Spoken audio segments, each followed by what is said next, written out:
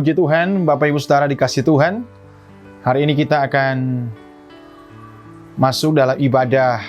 Kita memperingati kenaikan Tuhan Yesus ke surga. Kita bersyukur bahwa ketika Yesus hadir, Dia lahir, melayani, kemudian Dia menderita, Dia mati, dan Dia bangkit, dan Dia menyempurnakan pelayanannya di bumi ini kurang lebih 3,5 tahun, dan Dia naik ke surga. Kenaikan Yesus ke surga, salah satu bukti bahwa Dia bukan sekedar manusia biasa, tapi Dia adalah Allah sesungguhnya. Alam bumi tidak akan bisa menghalangi Dia untuk naik ke surga. Dan kita bersyukur kepada Tuhan dalam ibadah memperingati kenaikan Tuhan Yesus ke surga. Mari sama-sama kita akan belajar sedikit bagian firman Tuhan yang akan menjadi perenungan kita, akan menjadi suatu pelajaran berharga bagi kita semua. Mari kita berdoa. Kami sungguh bersyukur kepadamu Tuhan, bahwa Engkau Allah kami, Allah yang lahir, melayani, menderita, mati, dan bangkit, bahkan naik ke surga. Dan hari ini kami memperingati puncak pelayanan Kristus di bumi, yaitu Engkau naik ke surga. Dan kami percaya Engkau naik ke surga, Engkau menyediakan tempat bagi kami sebagai anak-anak-Mu, sebagai orang yang percaya kepada Tuhan. Dan dalam kesempatan ini kami mau merenungkan sebagian firman Tuhan. Kiranya pimpin setiap kami, telinga kami yang mendengarkannya, bahkan setiap jaringan-jaringan internet yang dipakai oleh jemaat-Mu untuk mendengarkan kebenaran firman Tuhan ini. Tuhan urapi dan kuduskan semua. Dan hamba-Mu yang Tuhan pakai, kiranya kuasa, otoritas, hikmat daripada Allah memampukan hamba-Mu, menyertai hamba-Mu. Terlebih kasih karunia Allah itulah yang melayakkan hamba-Mu berdiri menyampaikan kebenaran firman-Mu. Terima kasih Tuhan. Dalam nama Yesus kami bersyukur kepada Tuhan. Amin. Puji Tuhan, shalom Bapak Ibu Saudara dikasih Tuhan. Salam sejahtera untuk kita semua hari ini. Kita bersuka cita, kita sama-sama merasakan kebaikan Tuhan. Dan mari pada ibadah kenaikan, memperingati kenaikan Tuhan Yesus ke surga, mari saya ajak kita buka salah satu ayat yang sangat terkenal sekali, merupakan pesan-pesan terakhir Yesus sebelum Dia naik ke surga. Dan ketika Yesus naik ke surga, Bapak Ibu Saudara sekalian, bahwa Dia naik bukan dengan secara diam-diam, Dia naik ke surga bukan dengan cara sembunyi-sembunyi, tapi kalau kita baca beberapa Injil, jelas disaksikan, diberitakan di sana bahwa Yesus naik ke surga disaksikan oleh para murid-murid Yesus. Ada beberapa murid yang bersama-sama dengan Yesus menyaksikan Dia naik ke surga. Dan berita kesaksian murid-muridlah yang akan menjadi suatu berita Injil yang hidup, bahwa Yesus sungguh-sungguh benar adalah anak Allah. Dan mari kita belajar bersama dalam Injil Matius pasal yang ke-28. Ini ayat yang terkenal bagi kita, yang sering dijadikan sebagai amanat agung Kristus. Dan amanat agung ini disampaikan oleh Yesus pada jam-jam terakhir atau menit-menit terakhir sebelum Dia terangkat ke surga. Mari kita buka Injil Matius pasal 28, ayatnya yang 16 sampai dengan ayatnya yang ke-20. Saya akan bacakan untuk kita semua. Perintah untuk memberitakan Injil. Dan ke-11 murid itu berangkat ke Galilea, ke bukit yang telah ditunjukkan Yesus kepada mereka. Ketika melihat Dia, mereka menyembahnya, tetapi beberapa orang ragu-ragu. Tetapi Yesus mendekati mereka dan berkata, "Kepadaku telah diberikan segala kuasa di surga dan di bumi." Ayat 19, "Karena itu pergilah, jadikanlah semua bangsa muridku, dan baptislah mereka dalam nama Bapa dan Anak dan Roh Kudus, dan ajarlah mereka melakukan segala sesuatu yang telah kuperintahkan kepadamu, dan ketahuilah aku menyertai kamu senantiasa sampai pada akhir zaman." Bapak Ibu Saudara dikasih Tuhan, ayat ini, cerita ini adalah merupakan kata-kata terakhir Yesus sebelum Dia terangkat ke surga. Dan pada umumnya Biasanya kalau kata-kata terakhir seseorang sebelum dia berpisah meninggalkan kita, entah itu dia pergi ke suatu tempat yang jauh, atau mungkin ketika dia dalam situasi nafas-nafas terakhir sebelum meninggal, biasanya kata-kata terakhir itu adalah kata-kata yang punya pesan penting. Ya, kata-kata terakhir itu dalam budaya kita biasanya dipahami sebagai sesuatu yang memang harus dilakukan oleh orang yang hidup atau orang yang mendengarkannya. Dan ayat yang kita baca ini merupakan kata-kata terakhir, pesan-pesan terakhir Yesus kepada murid-murid sebelum dia naik ke sorga. Dan kita baca, kita akan fokus kepada dua ayat ini. Ayat 19-20, saya ulang bacakan untuk kita semua. Karena itu pergilah, jadikanlah semua bangsa muridku, dan baptislah mereka dalam nama Bapa dan Anak dan Roh Kudus, dan ajarlah mereka melakukan segala sesuatu yang telah kuperintahkan kepadamu, dan ketahuilah aku menyertai kamu senantiasa sampai pada akhir zaman. Dalam ayat ini, ayat 19 dan ayat 20, satu-satunya kata perintah di ayat ini. Kalau orang baca sekali ini seolah-olah itu ada banyak kata perintah. Misalnya pergilah, kemudian baptislah, ajarkanlah. Tapi dalam struktur bahasa Yunani, ya, dalam struktur bahasa Yunani adalah bahasa Alkitab daripada Perjanjian Baru. Sebenarnya dalam ayat 19-20 cuma satu kata perintah di sini. Dan kata perintah inilah yang disebut sebagai induk kalimat atau kalimat utama. Apa kata perintahnya di sini?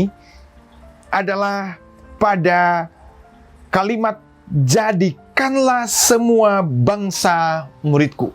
Nah, jadikanlah semua bangsa muridku. Ini merupakan induk kalimat, ya, atau merupakan perintah yang terdapat dalam ayat 19 dan ayat 20. Lalu kalau demikian kita bertanya, kalau pergilah, baptislah, ajarkan, itu perintah atau bukan? Itu cuma dalam struktur ini, kalimat ini, dia cuma anak kalimat, menjelaskan daripada induk kalimat.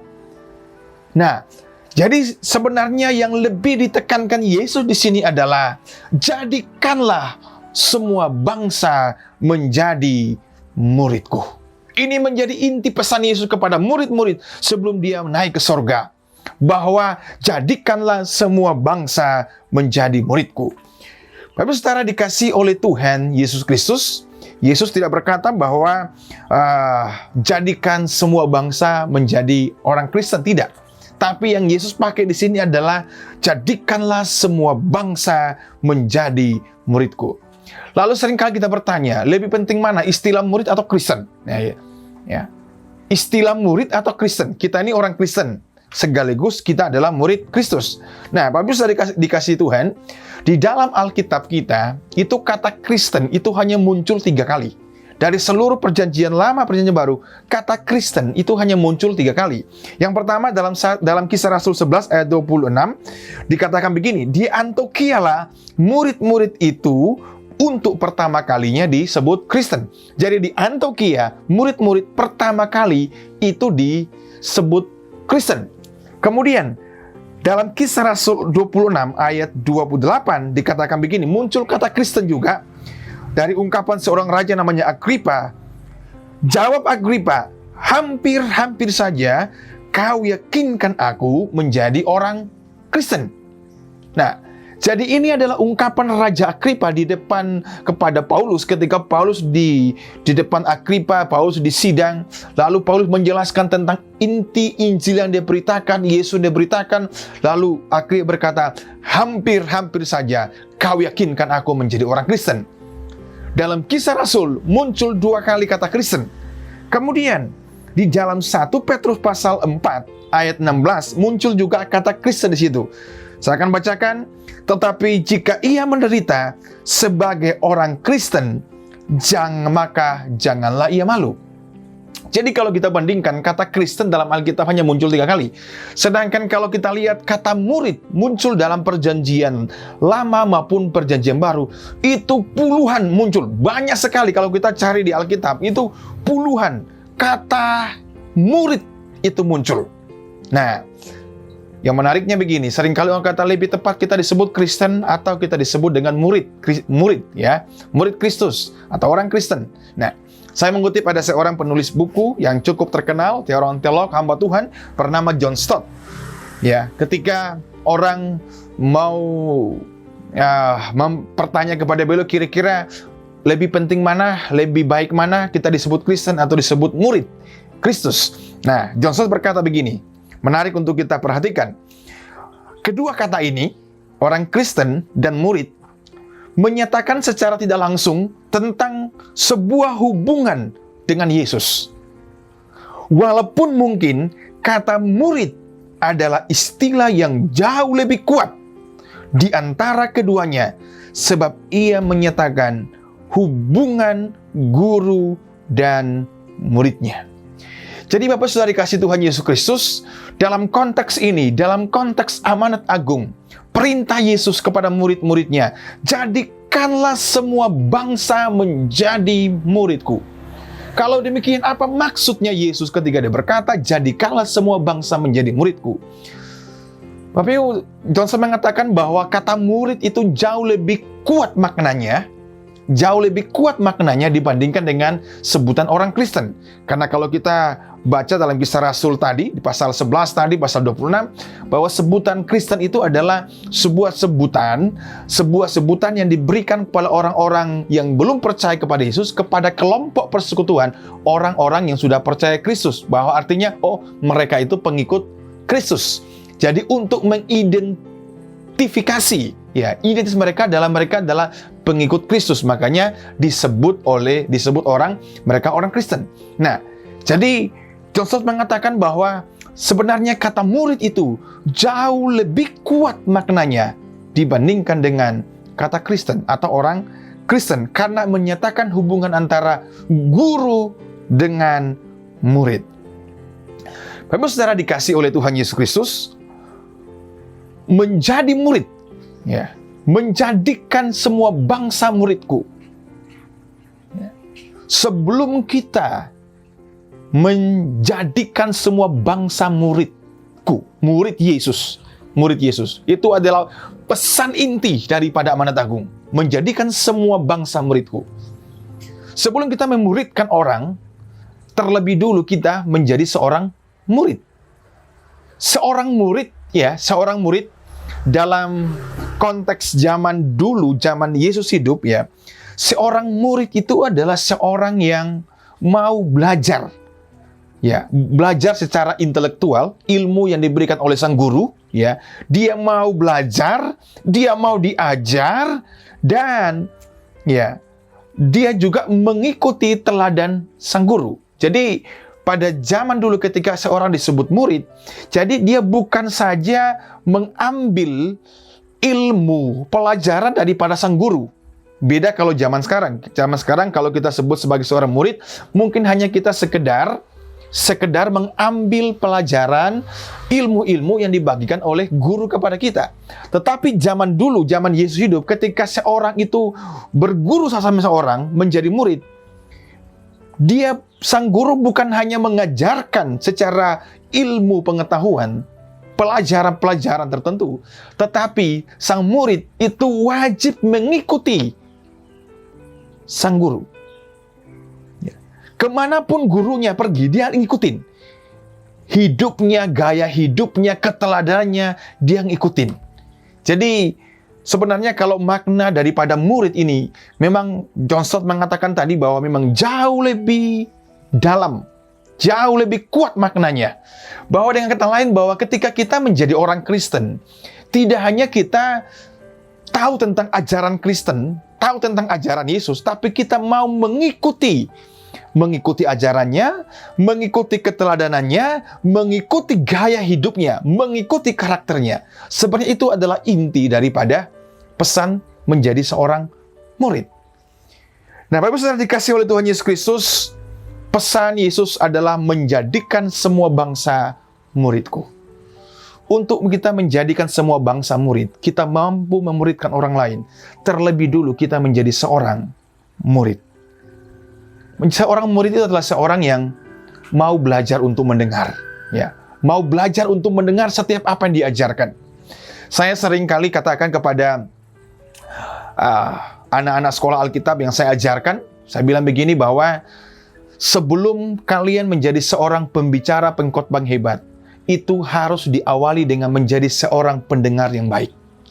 Tidak mungkin, ya, tidak mungkin seorang menjadi pengkhotbah, menjadi pembicara yang hebat tanpa dia dahului menjadi seorang pendengar yang baik. Nah, murid-murid Yesus, ya, murid-murid Yesus selama 3,5 tahun, mereka sudah banyak mendengarkan ajaran Yesus, melihat perbuatan Yesus, melihat teladan Yesus. Sekarang waktu Yesus pergi, Tuhan bilang kata, sekarang kalian sudah saya muridkan, pergilah jadikanlah semua bangsa muridku. Bapak saudara yang dikasihi oleh Tuhan Yesus Kristus, kita dipanggil, ya, kita dipanggil bukan sekedar menjadi murid saja. Kita dipanggil bukan sekedar menjadi murid, tapi kita dipanggil untuk memuridkan orang lain. Tugas memuridkan tidak hanya sebagai tugas sebuah lembaga gereja. Tugas memuridkan tidak hanya menjadi tugas seorang pendeta atau gembala, tapi amanat ini ditujukan kepada kita semua, bahwa jadikanlah semua bangsa muridku. Artinya, memuridkan orang lain adalah tanggung jawab setiap orang-orang yang percaya kepada Tuhan. Orang-orang yang sudah menjadi murid Yesus, sudah mendengarkan kebenaran, sudah tahu tentang kebenaran, mengikuti ajaran Yesus, teladan Yesus, maka sepatutnya kita juga memuridkan orang lain. Sebagai orang-orang tua di rumah, pertanyaannya adalah, apakah kita sudah memuridkan anak-anak kita dengan baik? Dengan kata lain, mengajarkan mereka tentang nilai-nilai kebenaran firman Tuhan, memberikan teladan hidup yang baik kepada mereka. Sebagai orang-orang yang mungkin kita bekerja, dimanapun kita berada, di kantor, apakah kita sudah bisa memuridkan orang-orang di sekitar kita? Jadi, pemuridan tidak hanya menjadi satu tanggung jawab utama lembaga gereja atau hamba-hamba Tuhan tertentu, tapi ini menjadi perintah untuk kita semua, menjadikan semua bangsa muridku. Dan itu menjadi pesan utama Yesus sebelum dia naik ke surga. Bapak saudara dikasih oleh Tuhan Yesus Kristus, saya katakan begini, perhatikan bahwa mencetak murid lebih penting daripada menghasilkan banyak penggemar.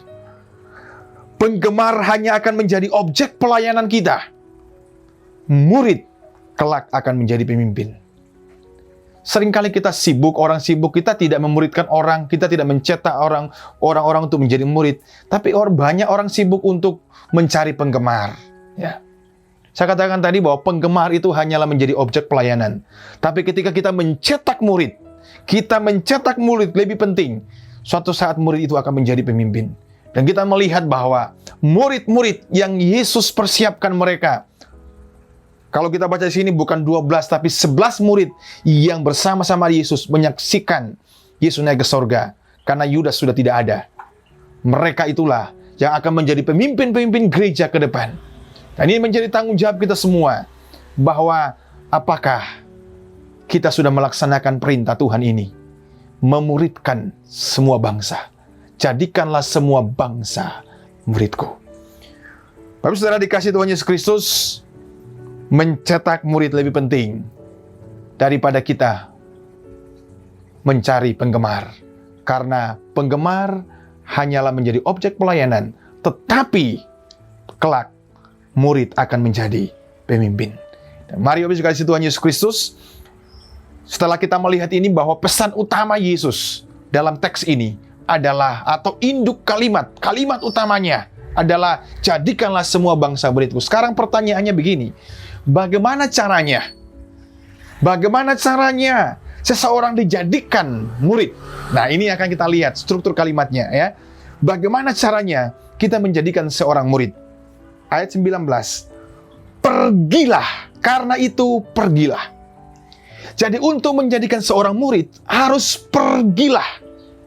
Artinya bahwa gereja, anak-anak Tuhan tidak harus tinggal diam. Kata pergi artinya bergerak maju, ya, tidak tinggal diam. Gereja yang tidak bergerak maju sulit menghasilkan murid bagi kerajaan Allah. Pergilah. Jadi murid-murid disuruh untuk bergerak. Kalau kita bandingkan dalam Kisah 101 ayat 8, Tuhan juga katakan begini bahwa kamu akan penuh dengan Roh Kudus, ya. Maka kamu akan menjadi saksiku mulai dari Yudea, Samaria, dan sampai ke ujung bumi. Kita lihat ada pergerakan di sana, ada pergerakan misi sana. Ketika kita mau menjadikan semua bangsa muridku, kita tidak hanya perlu tinggal diam. Ya, harus ada pergerakan, harus bergerak. Pergilah kepada keluarga kita, pergilah kepada orang-orang yang mungkin membutuhkan. Mari Bapak dikasih oleh Tuhan Yesus Kristus, caranya untuk kita menjadikan orang menjadi murid, harus ada pergerakan, tidak tinggal diam. Ya. Kita gereja harus terus dinamis bergerak. Tapi sudah dikasih oleh Tuhan Yesus Kristus, mari dalam kesempatan kita memperingati momen kenaikan Yesus ke sorga. Dia pergi ke sorga, Yesus pergi ke sorga, tapi Yesus mengutus kita untuk pergi menjadikan semua bangsa muridku. Biarlah kita memahami hal ini sebagai utusan Tuhan bagi kita semua. Bukan kita tidak hanya cukup menjadi murid saja, tidak hanya cukup menjadi pengikut Kristus saja, tapi biarlah kita juga mampu untuk memuridkan orang-orang, membawa orang, mengajarkan orang tentang kebenaran Kristus. Yang berikut, bagaimana caranya seseorang itu dijadikan murid, menjadikan semua bangsa muridku. Selain kita harus pergi, karena itu pergilah. Kemudian di kalimat berikutnya, baptislah mereka dalam nama Bapa, Anak, dan Roh Kudus. Untuk menjadikan seorang murid, selain kita harus pergi, mengajar mereka, memberitakan Injil kepada mereka, menyampaikan Yesus baik kepada mereka. Yang berikut adalah baptislah mereka. Bapak sudah dikasih oleh Tuhan Yesus Kristus, baptisan adalah sebuah proklamasi kepada dunia, ya. Saya maknai dua makna baptisan di sini. Pertama adalah baptisan adalah sebuah proklamasi kepada dunia bahwa kita sekarang menjadi murid Kristus, ya. Jadi karena pada zaman dulu asal-usul kata baptisan ini adalah diambil daripada sebuah upacara ketika ada orang-orang bukan Yahudi masuk menjadi warga negara Yahudi, maka proses untuk mereka masuk itu diadakan sebuah pesta, ya, sebuah pesta, sebuah upacara yang mau menyatakan kepada orang sekitar bahwa sekarang ini si A ini, orang ini, dia sekarang menjadi warga masyarakat Israel. Jadi ada sebuah pesta di situ. Nah, kata baptisan itu diambil dari situ, dengan kata lain bahwa ketika kita dibaptis adalah sebuah deklarasi atau proklamasi kepada orang di sekitar kita, kepada dunia ini, bahwa saya ini adalah sekarang menjadi milik Kristus. Makna baptisan yang berikut adalah persekutuan bersama anggota tubuh Kristus dalam satu gereja lokal. Kita perhatikan kalau kita baca tadi, Tuhan katakan begini, baptislah mereka dalam nama Bapa dan Anak dan Roh Kudus. Dalam nama Bapa, Anak, dan Roh Kudus. Jadi ketika orang itu dibaptis dalam nama Tritunggal, Bapa, Anak, Roh Kudus, berarti secara langsung kita itu masuk dalam satu anggota tubuh Kristus. Ya.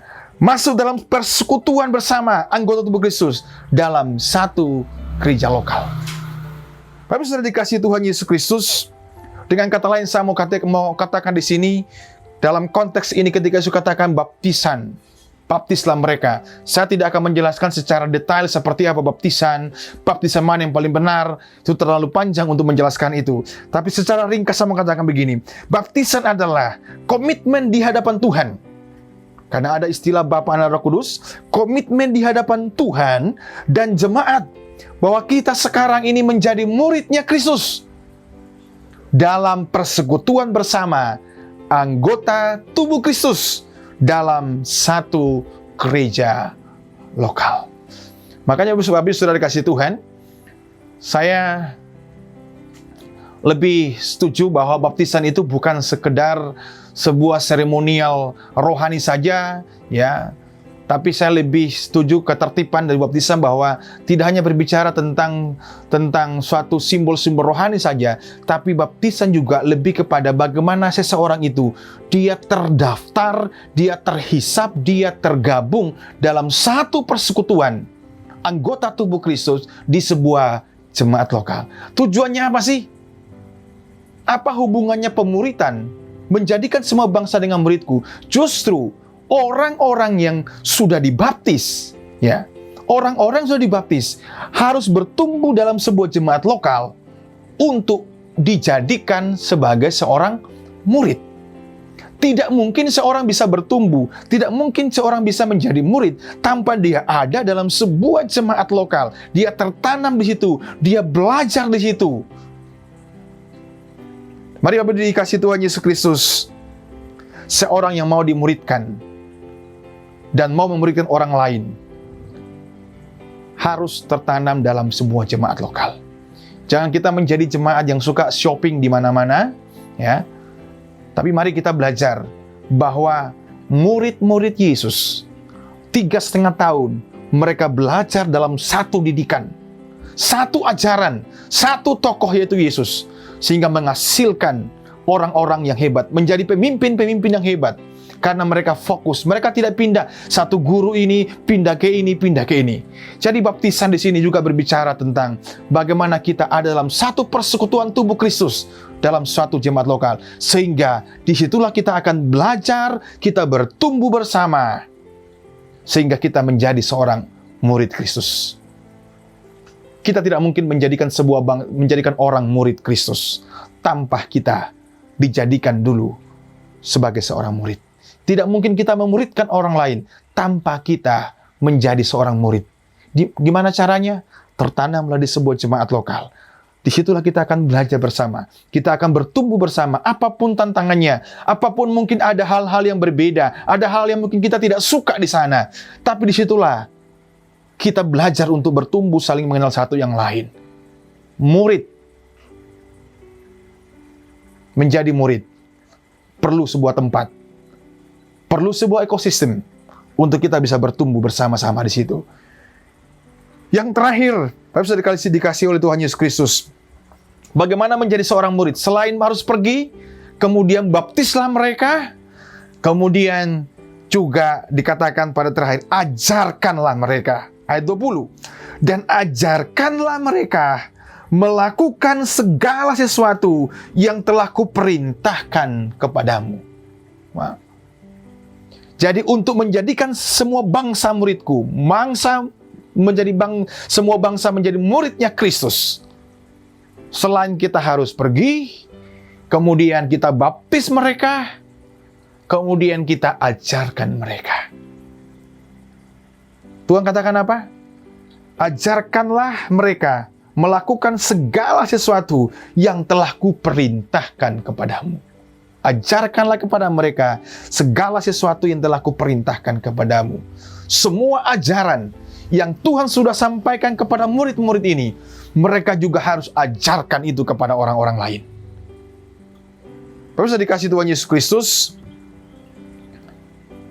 di dalam persekutuan sesama anggota tubuh Kristus dalam sebuah gereja, disitulah kita belajar, kita diajar di sana tentang kebenaran firman Tuhan.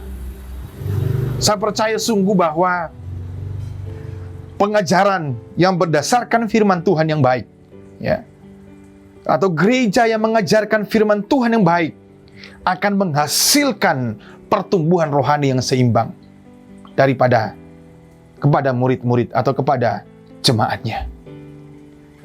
Ajarkanlah kepada mereka semua, katakan, semua ajaran Yesus yang Yesus ajarkan, biarlah itulah yang diajarkan. Mari Bapak dikasihi Tuhan Yesus Kristus, saya katakan tadi bahwa pengajaran yang sesuai dengan ajaran Yesus, ya, pengajaran yang sesuai dengan ajaran Yesus atau firman Tuhan Yesus ajarkan, itu akan menghasilkan pertumbuhan rohani yang seimbang. Sambil contoh begini, pertumbuhan rohani yang seimbang, ya. Ada orang yang ekstrim kanan, ada orang yang ekstrim kiri, ya. Ada yang lebih cenderung kepada satu bagian firman Tuhan saja, kemudian yang lain diabaikan. Mari saya percaya ketika kita sebagai seorang murid, ketika kita belajar, diajar firman Tuhan sungguh-sungguh, maka pertumbuhan rohani kita akan menjadi pertumbuhan yang seimbang, ya, seimbang. Saya ambil contoh misalnya antara semangat dan pengetahuan, ya, antara semangat dan pengetahuan. Ada orang yang begitu semangat sekali melayani, ya. Begitu sekali semangat sekali dia melayani Tuhan. Ya. Tetapi orang itu tanpa dibekali dengan pengetahuan yang benar, yang baik dengan firman Tuhan. Nah, sebaliknya ada juga ekstrim. Ada orang yang tahu banyak firman Tuhan. Saya jumpai banyak gitu. Banyak orang yang mengerti sekali banyak firman Tuhan. Pengetahuannya baik sekali, sistematis, ya, tajam pengetahuan firman Tuhan. Tetapi tidak punya semangat atau gairah untuk melayani Tuhan. Nah, ketika dua hal ini, maka saya katakan bahwa ketika kita belajar firman Tuhan dengan baik, yang Yesus ajarkan, maka kita akan menghasilkan kerohanian yang seimbang. Makanya antara semangat dan pengetahuan, saya rumuskan begini, bahwa semangat untuk melayani itu harus didukung oleh pengetahuan yang baik.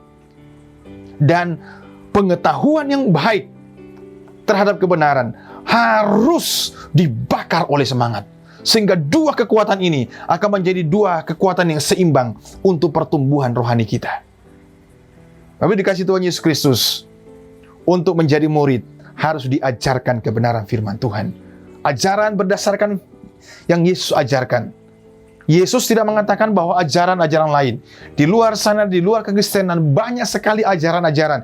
Di zaman Yesus pun banyak sekali ajaran-ajaran yang coba untuk melawan ajaran Yesus. Tapi Yesus katakan jelas bahwa ajarkanlah mereka melakukan segala yang telah kuperintahkan. Artinya semua ajaran Yesus, perintah Yesus yang telah didengar oleh murid-murid, itulah yang diajarkan.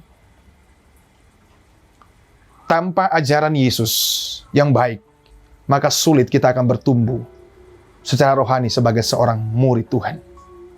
Mari Bapak Saudara dikasih oleh Tuhan Yesus Kristus, pada kesempatan ini kita lihat bersama bahwa menjadikan semua bangsa murid Kristus. Bagaimana caranya? Pergilah, baptislah mereka, ajarkanlah mereka. Saya sangat rindu kita semua, bukan sekedar kita menjadi orang Kristen yang sekedar murid saja. Tapi mari kita menjadikan orang kita juga belajar untuk memuridkan orang-orang di sekitar kita. Dan mari, Bapak dikasih Tuhan Yesus, ketika Yesus, ini perintah yang tidak mudah, untuk kita menjadikan bangsa itu murid Kristus, dengan cara kita pergi, mulai dari Yudea sampai ke ujung bumi, dengan cara kita membaptis mereka dalam nama Bapa dan Roh Kudus, dengan cara kita mengajarkan mereka semua perintah Tuhan.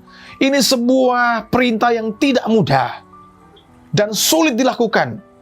Ya, kita mungkin takut, kita mungkin pesimis, kita mungkin takut gagal, kita mungkin ragu-ragu. Buktinya kita lihat dalam ayat 17 bahwa ketika Yesus mengatakan demikian, murid-murid ada yang ragu tentang Yesus.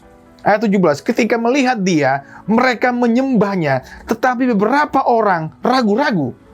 Jadi ada di antara murid-murid pun juga yang ragu-ragu terhadap Yesus pada waktu itu. Di tengah keraguan-raguan, di tengah ketakutan murid-murid, mereka sebentar lagi berpisah dengan Yesus. 3,5 tahun mereka bergantung sepenuhnya kepada Yesus. Tetapi dalam ayat ini Tuhan memberikan jaminan bagi mereka. Memberikan jaminan kepastian bahwa berita untuk menjadikan semua bangsa muridku, mereka tidak perlu takut, ada jaminan Tuhan di sana yang membuat kita tidak perlu takut untuk melangkah. Yang pertama jaminannya adalah ayat 18.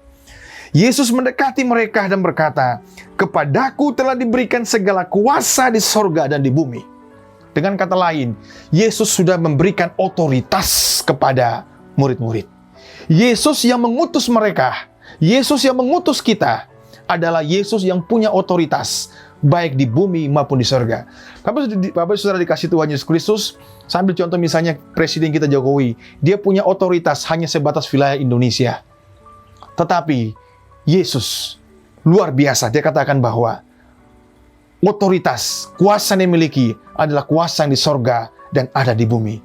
Dan otoritas itulah, jaminan otoritas yang Tuhan berikan itulah yang membuat kita untuk kita tidak takut untuk menjadikan semua bangsa muridku. Percayalah, dalam diri kita, orang-orang yang percaya Yesus, ada otoritas yang Tuhan berikan kepada kita. Ada kuasa yang Tuhan berikan kepada kita. Jangan takut untuk pergi menjadikan semua bangsa muridku, membaptis mereka, mengajarkan mereka. Karena Tuhan menjamin bahwa aku yang mengutus engkau, aku punya kuasa, bukan hanya di bumi, tapi aku punya kuasa di surga. Itulah jaminan untuk kita tidak takut. Yang kedua, jaminan Tuhan yang kedua, ayat 20 bagian terakhir. Dan ajarlah mereka melakukan segala sesuatu yang telah kuperintah kepadamu. Dan ketahuilah, aku menyertai kamu senantiasa sampai akhir zaman. Jaminan Tuhan yang kedua kepada murid-murid, bahwa walaupun dia akan pergi ke surga, tapi dia akan tetap bersama-sama dengan mereka. Jaminan penyertaan Tuhan itulah yang membuat pemberitaan Injil sampai hari ini adalah sebuah berita kepastian. Sebuah berita yang tidak pernah mati, tetap hidup sampai Tuhan Yesus datang. Dan hari ini Bapak Saudara kasih Tuhan Yesus Kristus, ini menjadi suatu jaminan bagi kita. Jangan takut, jangan ragu, jangan pesimis. Mari kita jadikan semua bangsa murid Kristus. Jaminan Tuhan menyertai kita. Dia mengutus kita, dia berikan otoritas, dan dia juga berikan jaminan penyertaan. Bukan hanya pada zaman murid-murid. Kalau kita baca sini kan, aku menyertai kamu hari ini, tidak. Sampai akhir zaman, Tuhan menyertai kita.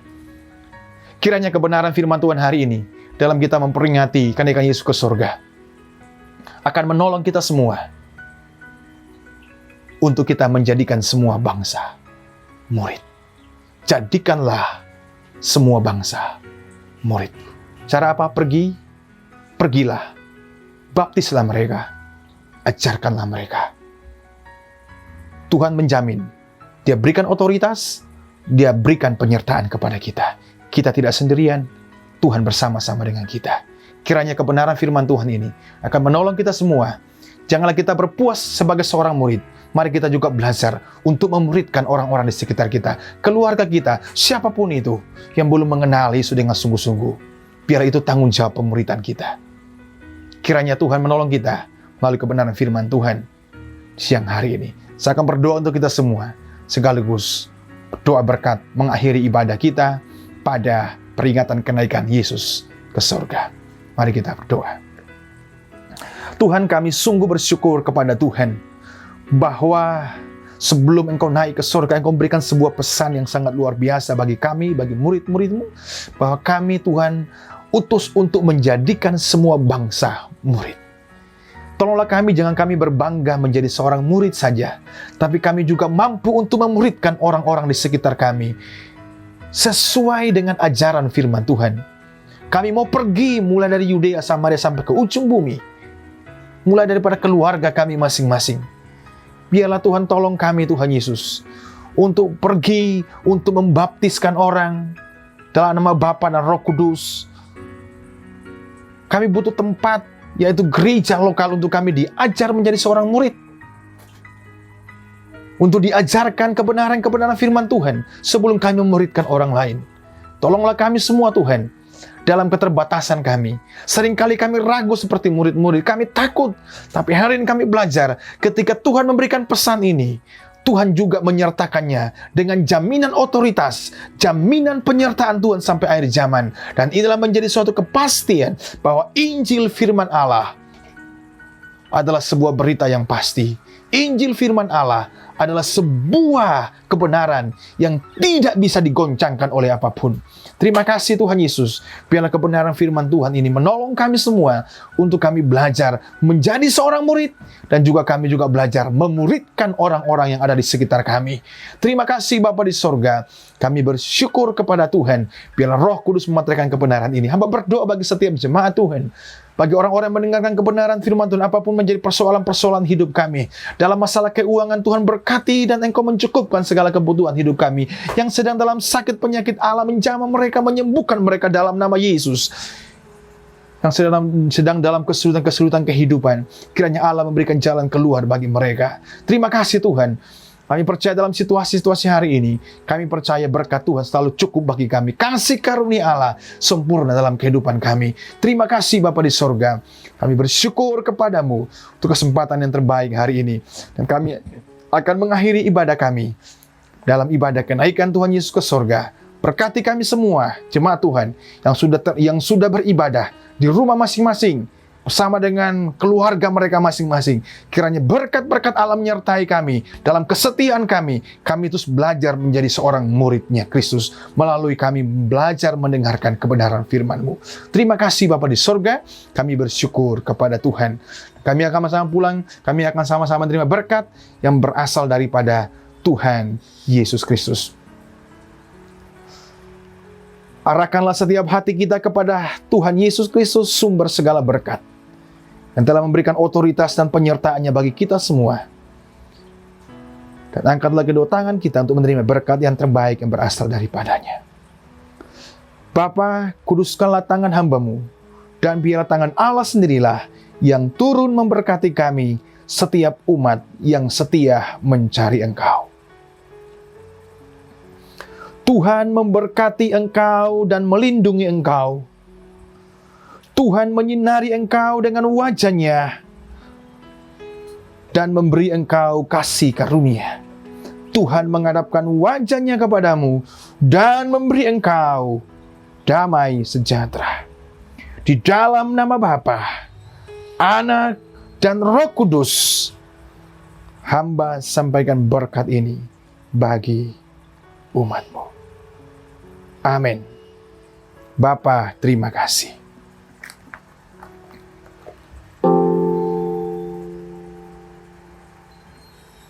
Bapa, terima kasih. Bapa, terima kasih. Bapa di dalam surga, ku berterima kasih.